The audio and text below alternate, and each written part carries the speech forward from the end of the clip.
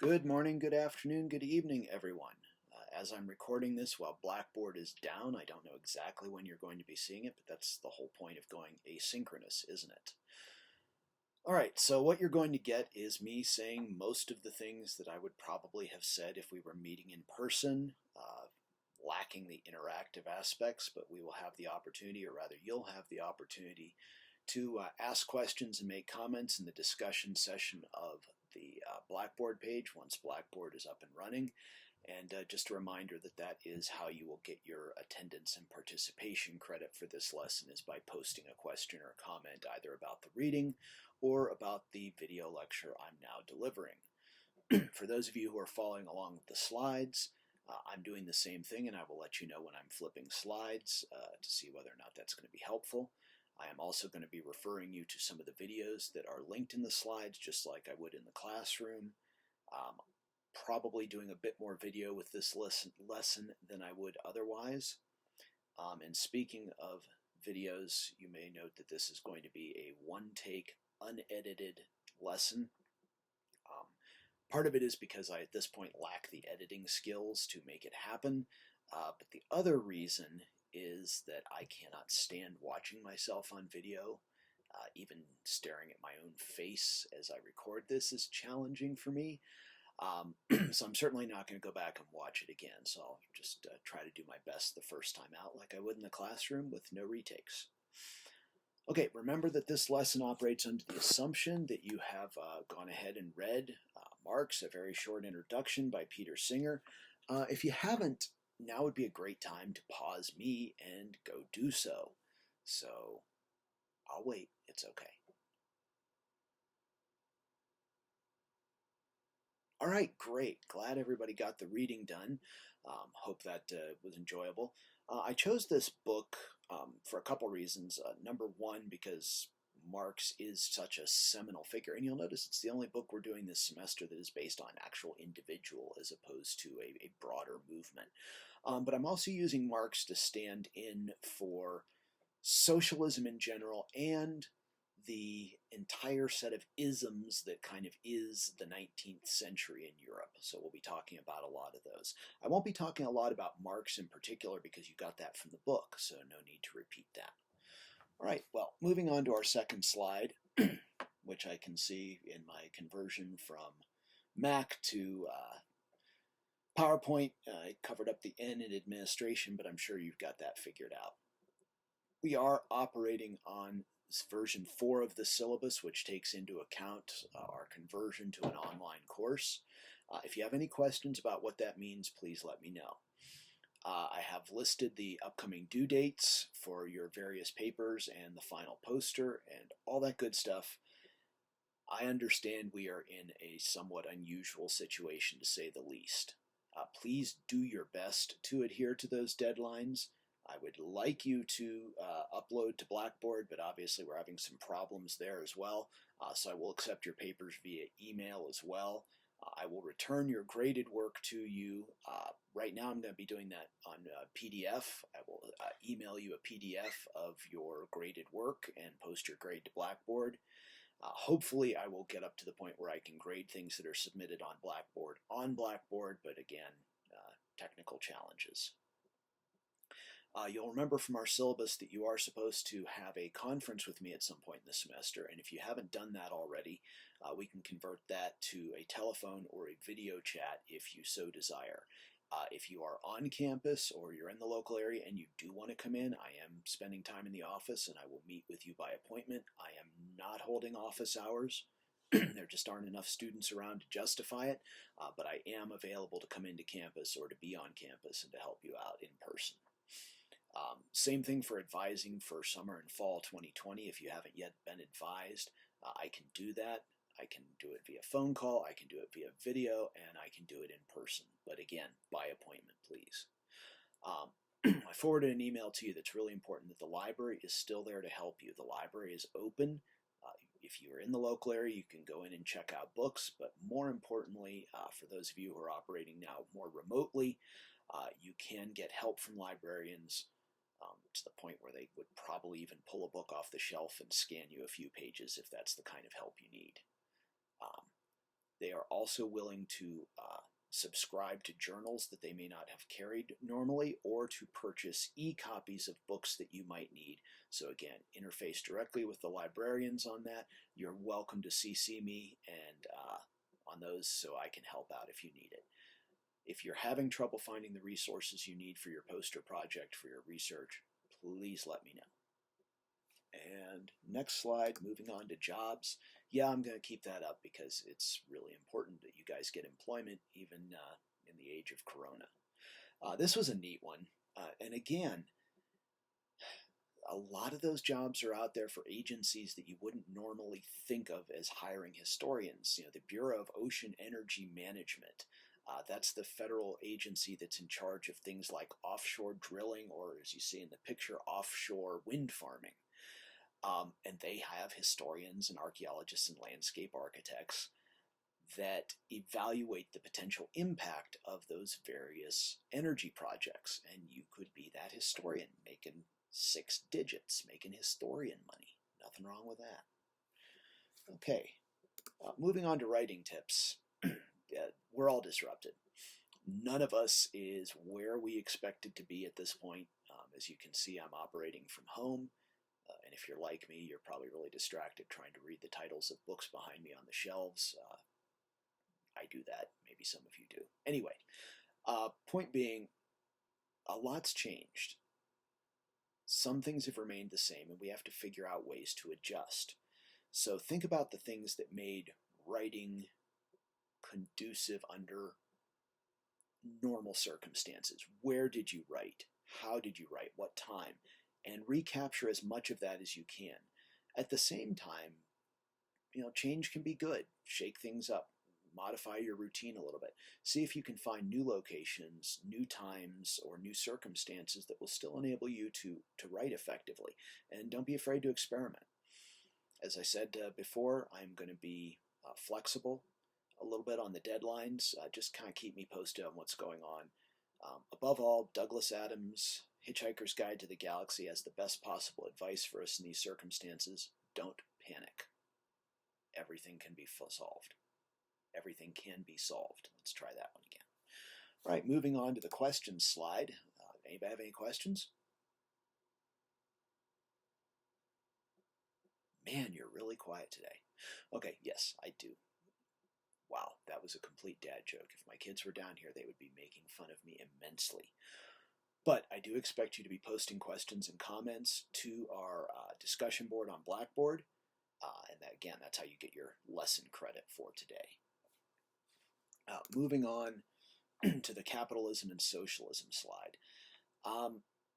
This is stuff that is really hard to talk about in many contexts, simply because the terms capitalism and especially socialism have become so politically charged. If you've been paying any attention whatsoever to the ongoing presidential election, the self-identification of Senator Bernie Sanders as a democratic socialist has aroused a lot of emotion, which makes this stuff sometimes really hard to talk about because we have visceral reactions. We kind of had a Cold War over capitalism and socialism, didn't we? Okay, we'll go into details on that down the road. But mainly, what we're going to try to do today is dissect these terms and understand these terms, divorced somewhat from the emotion that accompanies them. Capitalism good, socialism bad. Capitalism greedy, socialism... dang it, now the word escapes me. Socialism not greedy. Generous. No, that's not the word I'm looking for. It'll come to me. Anyway, so what I'd like you to do now is go ahead and pause me and take a look at the Crash Course World History video on capitalism and socialism. It's linked in the slides, or you can just search it on YouTube. Oh, by the way, at the end of the semester when I ask you for course feedback and that sort of thing, I do want you to know I do take it seriously, and I'm mentioning that because looking over my feedback from last semester, I did have one student who really, really doesn't like Crash Course, but I also had 8 who really did like it. So it's not, whoever you are, if you're in one of my classes again, it's not that I'm ignoring you, it's just that more people thought it was helpful than not. If you're having trouble with Crash Course, especially the world history ones where he tends to talk a little quickly, turn on the captions. and that can help a little bit. And I am using more of his European history videos in this course, obviously, but also because he speaks a little slower in those, so he seems to have taken your feedback seriously as well. All right, I'm going to go ahead and presume that you have watched that video, so you have some basic ideas down about that. And the main things to remember there is the idea of the transformation of capitalism by industrialization. We certainly had capitalism prior to industrialization, but industrial capitalism in many ways is a very different animal from the sort of mercantile capitalism that we had coming along before. And because industrial capitalism is different, and because industrial capitalism impacts everyone's lives so profoundly, it generates responses. Some positive, some negative, some favoring capitalism, some opposing it. And of course, socialism is essentially an idea that opposes capitalism, or rather tries to cope with capitalism's bad effects. And this brings in the idea that there are moral aspects to capitalism and socialism, which are, at least in theory, sort of dry politics or dry economics, just describing the way things work. But because capitalism argues that it provides certain things, i.e. it's the most efficient way to produce goods and services, and that's good for the majority of people. And socialism makes the same argument, that the problems with capitalism, the flaws with capitalism, that it doesn't take human factors into account in its economic calculations, also carries a moral quality to it, i.e. good and bad. And that's going back to the 2020 presidential elections. The question of socialism or democratic socialism becomes not just an economic or a policy question, but a moral one. We also have to look at the idea of evolutionary versus revolutionary change. Evolutionary being the idea of gradual progress, and revolutionary being the idea of sudden upheaval. Now, Marx, as you'll recall from Singer's book, definitely believed in a revolutionary solution and argued that evolutionary changes to capitalism, even if they seem to temporarily benefit the workers, let's say something like safety regulations or a pension plan or workers' compensation for injuries on the job, those sorts of things may seem to benefit workers, but Marx would argue, no, they don't in the long run, because they slow down or even prevent the development of the class consciousness of the proletariat, of the working class, that would cause workers, the proletariat, to band together to recognize their common interests and to overthrow capitalism and replace it with something better as rapidly as possible. And then finally, the idea of Marxism as a secular religion. Marx, if we want to solve the world energy crisis, we could hook up a turbine to Marx's body and talk about the religious aspects of Marxism, and his spinning in his grave would power Europe for decades to come. But because Marx, as an economist and a philosopher, made an argument essentially of creating paradise, that has some quasi-religious aspects to it. Furthermore, because Marx argued, and his followers especially vociferously argued, that he had uncovered not simply a way of looking at the world, but the way of looking at the world, science, that this is a scientific way, and that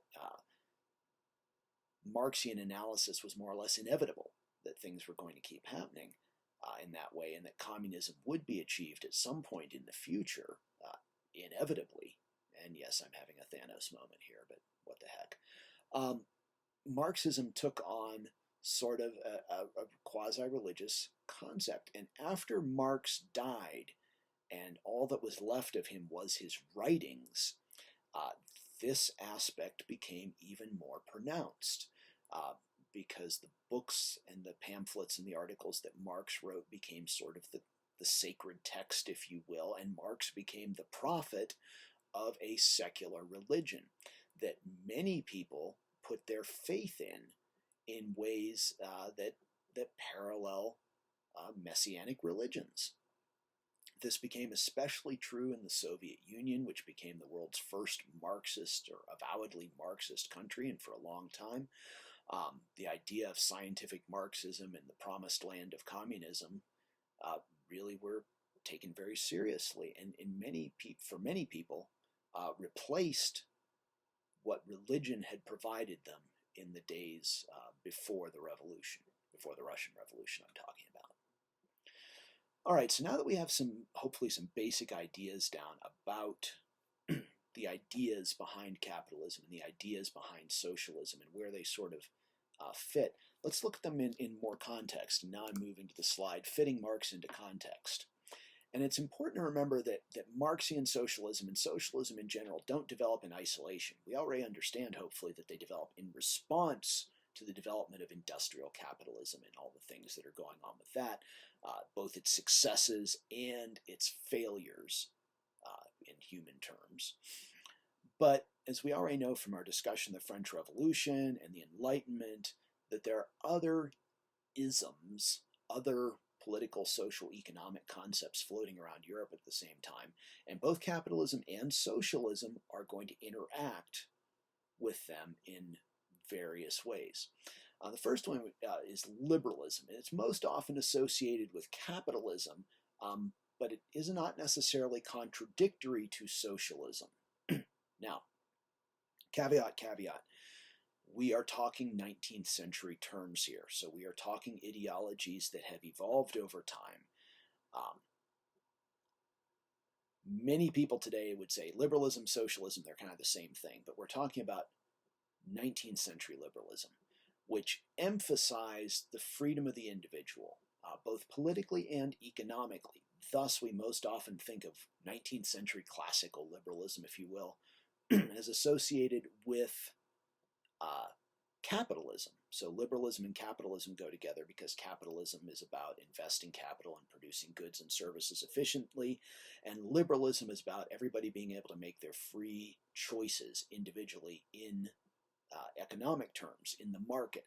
So market economics and industrial capitalism seem to go along pretty closely together.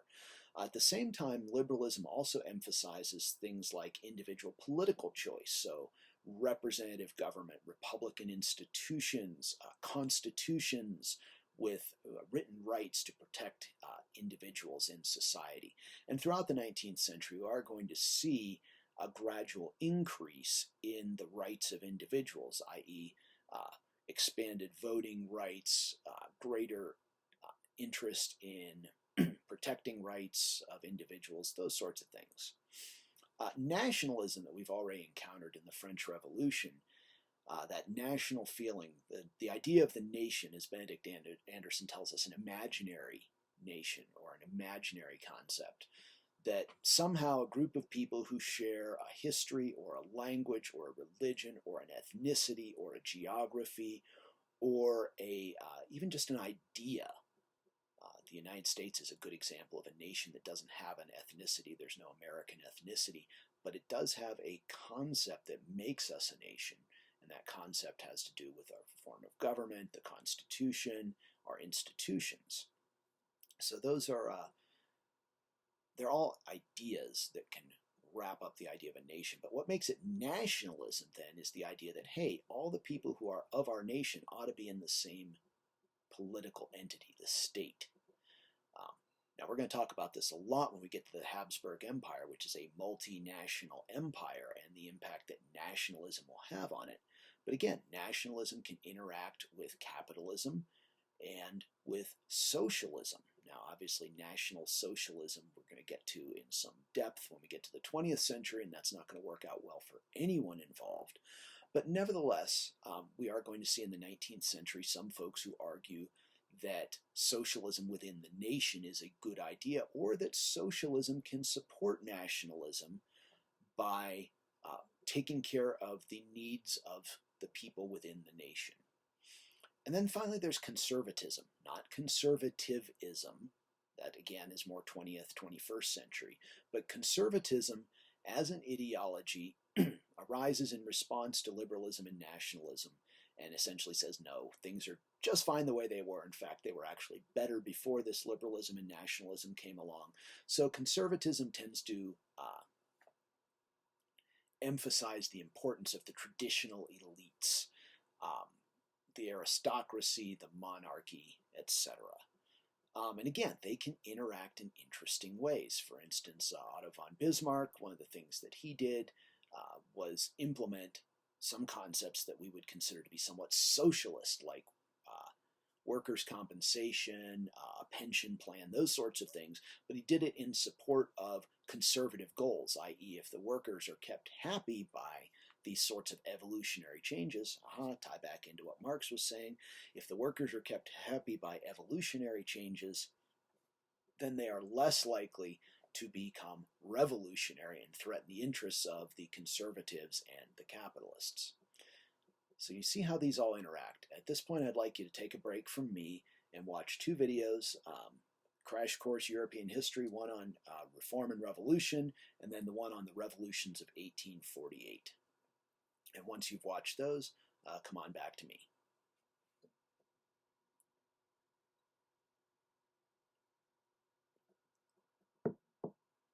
All right, hope the videos went well for you.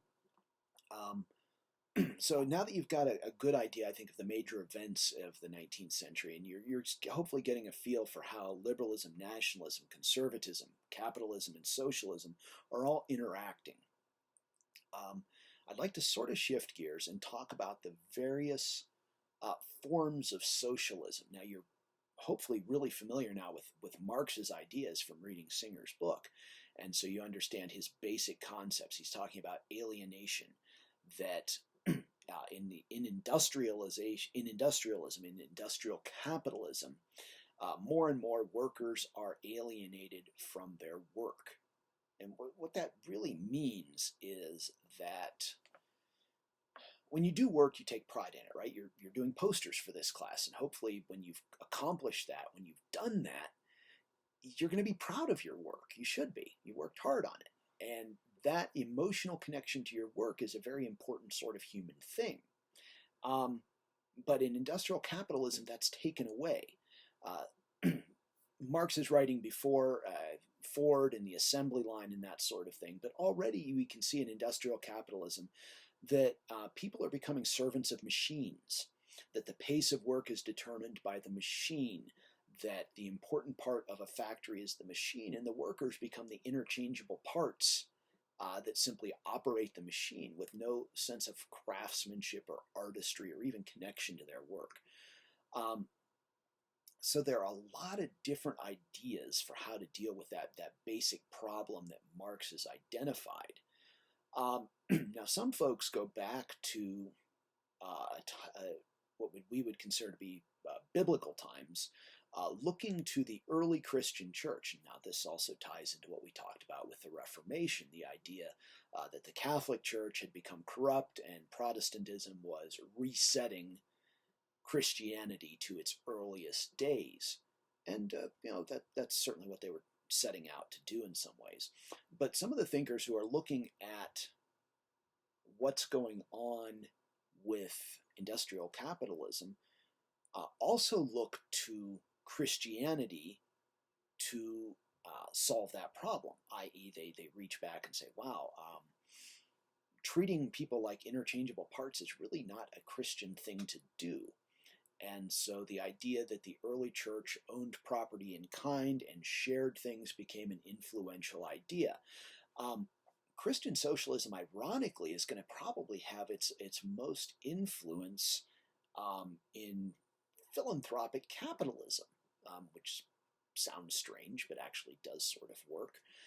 Some capitalists, some industrial capitalists, some very successful ones, felt that the way that the reason they were allowed to accumulate this wealth, allowed to in sort of a broad philosophical sense, was so that they could then distribute it in a just manner. And we actually see that going on today. You've heard of the Bill and Melinda Gates Foundation, putting a lot of money into things that Bill and Melinda Gates feel are important. private individual accumulates wealth, then distributes that wealth for the benefit of society. So we see things like company towns, company schools, efforts to, John D. Rockefeller, I know it's an American history thing, but it's the one that leaps to mind, teaching Sunday school, because that's his duty, even though he's a really wealthy person. Okay. From that Christian socialism, on the one hand, we see it moving into the realm of industrial philanthropy or capitalist philanthropy, but we also see folks establishing and I put in quotes because it becomes a derogatory term, especially to Marx, of the utopian socialists. And these were folks like Fourier who said, let's establish a community where we share and share alike. So we all work together, and we all share in the benefits of our work, which seems to make a little bit of sense. I'm sorry there, I guess I've been talking long enough that my screen started to fade out. Anyway, so the utopian socialists, again, it's a derogatory term, at least in Marx's view, looking at Thomas More's utopia, nowhere, an ideal society. But these became very popular ideas for a while in the late 18th, early middle 19th century to establish communities that would be socialist.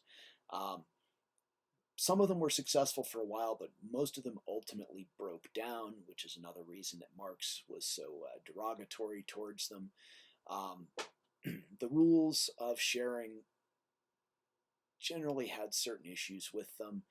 There always had to be somebody in charge, and that somebody was usually the wealthy philanthropist. See, I told you this would all tie together. That established the community. There was also a great deal of issue with sexual freedom and license even, because socialists said, well, some of these socialists said, well, if everything's in kind, then things like marriage and family are unnecessary and everybody works together, and jealousies would arise, and that would lead to the collapse of the community. Populism is a term that especially those of you who have focused on American history are, of course, familiar with. This idea, essentially a form of agrarian socialism. And again, because socialism is a charged term, if I went to most populists in the late 19th century United States and told them they were socialists, they'd get really upset. But the idea of agrarian socialism, i.e. The agricultural working class. Now remember, Marx is focused very much on the industrial working class, and he doesn't have a lot of love for farmers, for peasants, as he thinks of them. But the idea that the peasants actually have it right, that there is something important about being connected to the land, there's something morally, we're back there again, something morally superior to being connected to the land. This is going to be especially strong in Russia, which for those of you who have taken Russian history won't be a big surprise, because Russia is still largely an agrarian society in the 19th and early 20th centuries. And a lot of the socialists in Russia, especially, but also in other parts of Eastern Europe, end up in opposition to the Marxists because they favor basing the ideal society on the agrarian commune or the village as the sort of unit rather than the factory or the city as being important. They see the factory and the city as kind of corrupting. Again, that moral idea keeps cropping up. Agrarian socialists will be especially important in Russia, and in fact it's really, really weird that the Marxists gain control of Russia. It shows you just how much things are disrupted by World War I. Foreshadowing. We'll be talking about that on Thursday, presuming Blackboard is up, and I probably should stop saying that because I don't know exactly when you're going to watch this. We'll be talking about that in lesson 20 on World War I. See, that works much better. This group in Russia became known as the Socialist Revolutionaries, or the SRs, and socialist is right there in their title, but they are populists. They are agrarian socialists. They are not Marxists. They do not get along well with the Marxists, i.e. the Bolsheviks and the Mensheviks at all. But I'm sorry, I'm getting all excited because we're talking about the Russian Revolution, which is one of my favorite topics to study. I'll hold myself back and we'll talk about it on lesson 20. Again, Marxism I'm not going to talk a lot about, but this idea of alienation, and then the idea that We expect things to get worse and worse till finally a revolutionary situation develops. It's also important to note that Marx is talking about the idea of the dialectic, i.e., that the class struggle in history is what drives history inevitably forward, and the class structure involves each new dominant class creating its antithesis. The idea of the dialectic, borrowed from Hegel, is the idea that there's a thesis, this produces its antithesis, its opposite, and together they form a synthesis. This synthesis becomes the new thesis, which produces an antithesis, which comes together to form a new synthesis, and so on. So, for example, in Marxian terms, feudalism involved the landlord class on the one hand, the nobility, and the peasantry on the other. These antitheses led to the development of the bourgeoisie, the middle class, which becomes the new dominant class, replaces the nobility as the dominant class, generates the industrial working class. And here's where the dialectic ends, because when the industrial working class takes over, well, then there's no more dialectic, because there's no more historical progress, because we've reached communism. As I said, Marxism becomes a kind of secular religion. Time for a water break. Becomes a sort of secular religion for many people with the promised land. But Marx is not the last prophet, if you will, of this secular religion.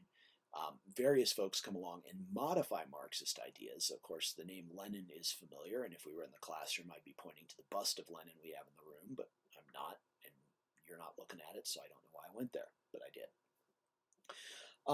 So we have Lenin, come on, Vladimir Ilyich Ulyanov. Lenin is a nom de guerre, a revolutionary pseudonym that he uses. He used over 100 actually in the course of his revolutionary career. Lenin is just the one that kind of stuck. But Lenin, what he adds to Marxism, or how he reinterprets Marxism that's important, is he comes up with the idea, hang on,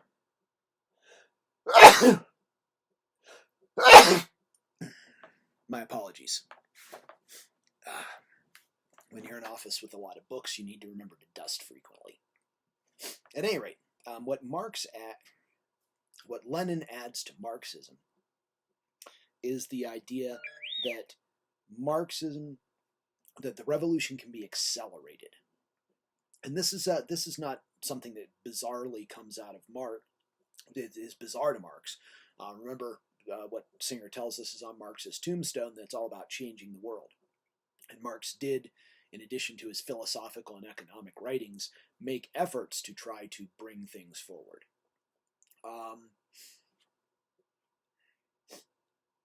What Lenin adds is this idea that a small, highly disciplined group of professional revolutionaries, not revolutionaries who are getting paid, but professional revolutionaries who dedicate their lives to the revolution, they are able to cause the revolution, to guide the working class. And in fact, Lenin argues that the working class by itself is never going to figure out its revolutionary destiny.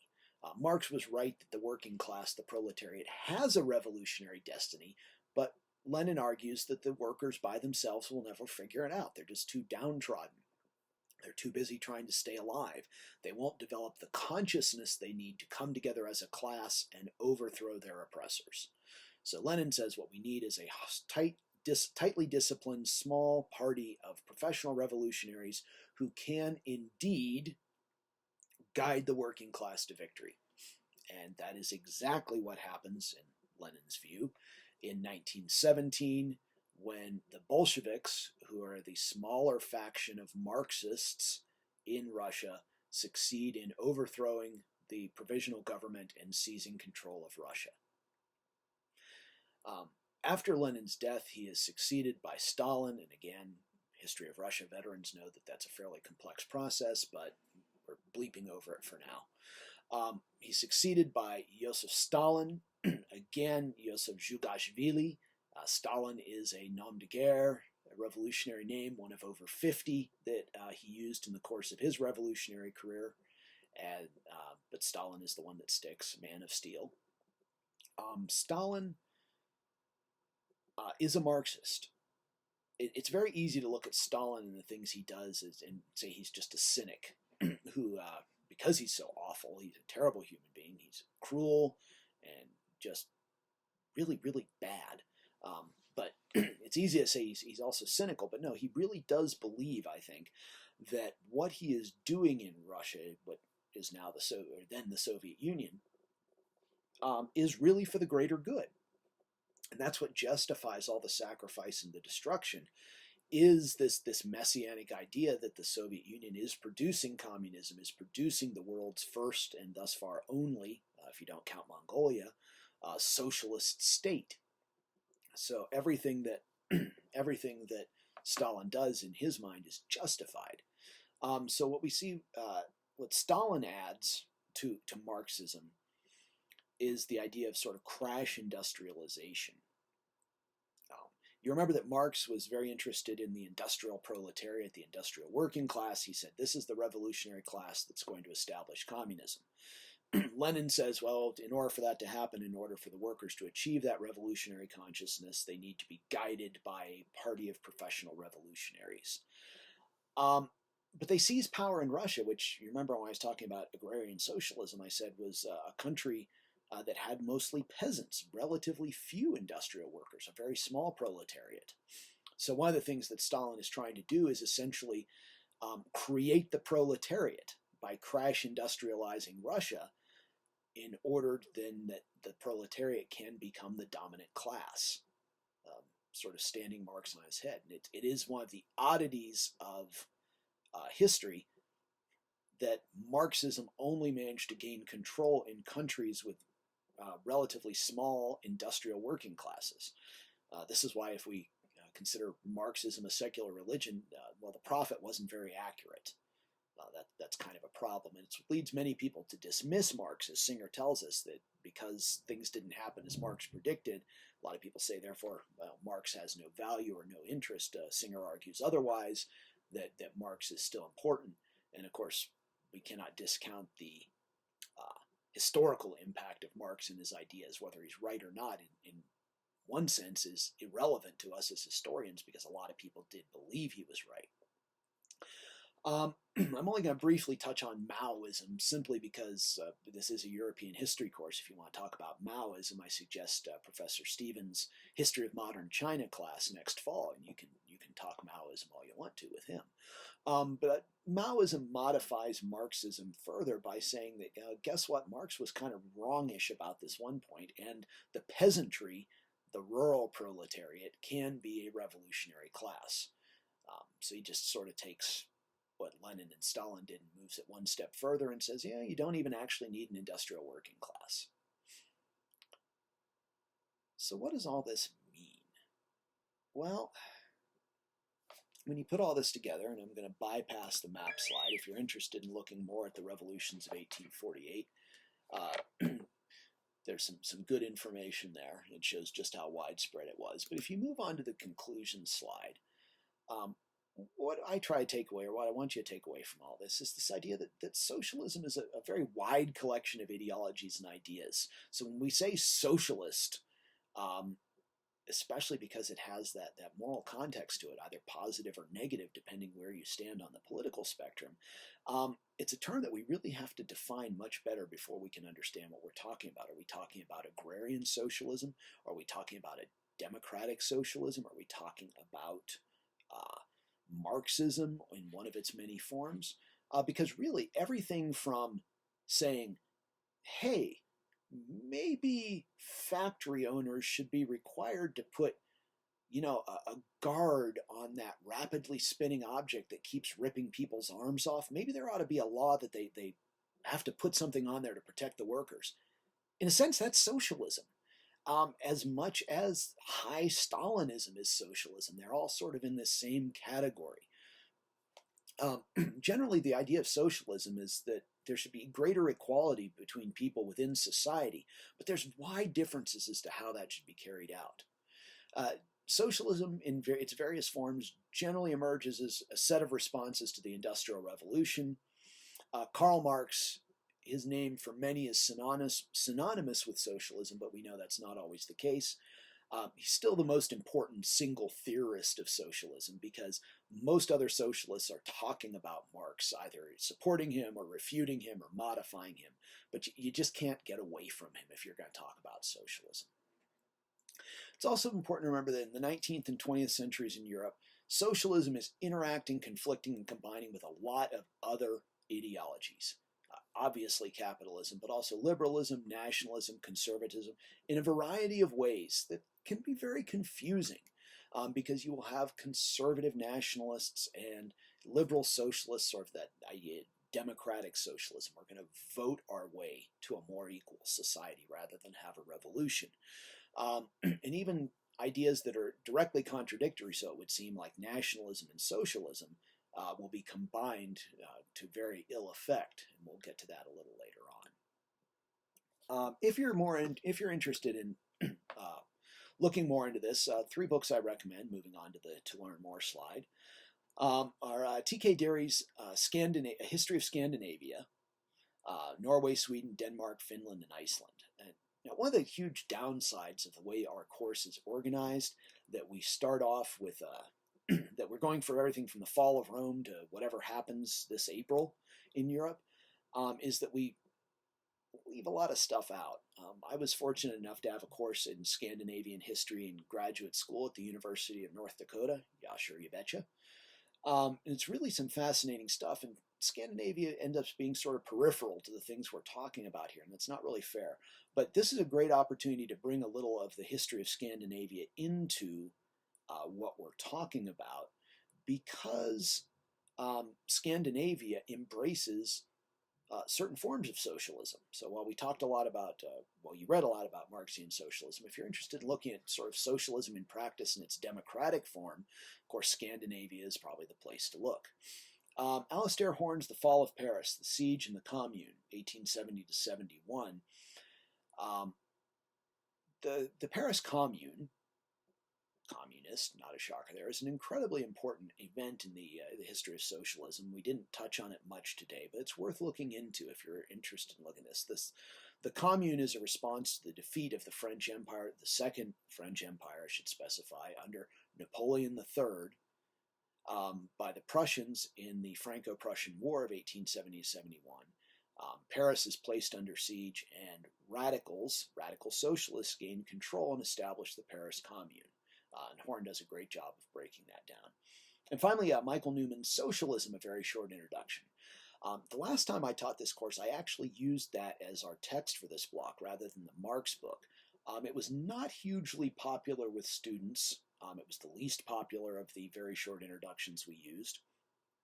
And I think that was because it was just so broad that trying to learn all about these various forms of socialism in a very short form was challenging.